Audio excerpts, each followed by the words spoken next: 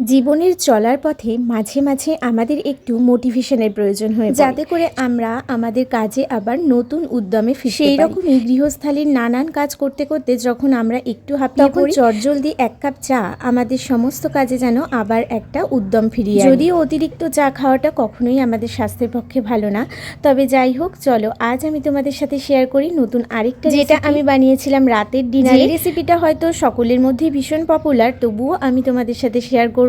ওই যে যারা নতুন নতুন সংসার করছে, রান্নাবান্না একেবারেই করতে পারে না, তারাও পারবে এটা করতে। প্রথমে পনিরগুলোকে আমি ছোট ছোট করে কিউব আকারে কেটে নিয়েছি, হালকা নুন আর হলুদ দিয়ে ভেজে নিয়েছি।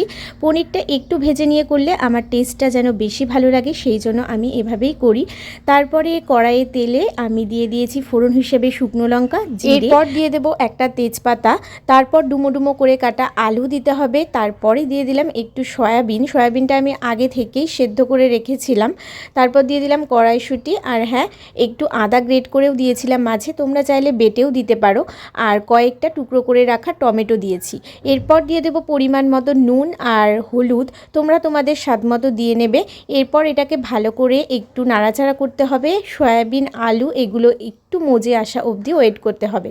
তারপর দিয়ে দিলাম কয়েকটা কাঁচা লঙ্কা, আর আমি এখানে কোনো বাটা মশলা দিচ্ছি না, কারণ আমার কাছে মিক্সির ব্যবস্থা নেই, সে তো তোমরা জানোই যারা আমার ভিডিওটা দেখো। সেই জন্য আমি একটা বাটির মধ্যে অল্প একটু জল নিয়েছিলাম, আর তার মধ্যে একটু জিরের গুঁড়ো আর হলুদ দিয়ে ভালো করে মিক্সড করে সেটাই দিয়ে দিয়েছি। স্বাদের জন্য আমি সামান্য একটু চিনি দিয়েছি, তোমরা চাইলে সেটা স্কিপও করতে পারো। এরপর 1 মিনিট মতো একটু নাড়াচাড়া করে দিয়ে দিতে হবে জল।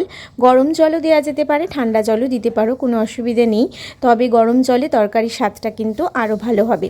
এরপর একটু ঢাকা দিয়ে আমরা ওয়েট করব, মাখা মাখা হয়ে গেলে পনিরটাকে দিয়ে দেব। এরপর একটু নাড়াচাড়া করে পনিরটাকে ঝোলের সাথে ভালো করে মিশিয়ে নিতে হবে, শেষে একটু গরম মশলা দিয়ে নামিয়ে নিতে হবে। তো খুব কম সময়ে খুব সহজভাবে এই তরকারিটা তোমরা করতেই পারো।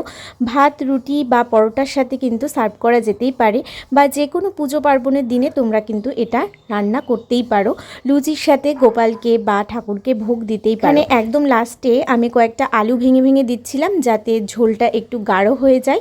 তোমরা যদি বাটা মশলাই করো তাহলে দেখবে ঝোলটা অটোমেটিকই গাঢ় হয়ে যাবে। এই ছিল আজকের একটা সিম্পল রেসিপি, কিন্তু খেতে অসাধারণ হয়। তোমরা চাইলে এটা বাড়িতে ট্রাই করতে পারো। কে কে ট্রাই করলে আমাকে অবশ্যই জানিও। যদি ভালো লাগে অবশ্যই লাইক, কমেন্ট আর সাবস্ক্রাইব করো।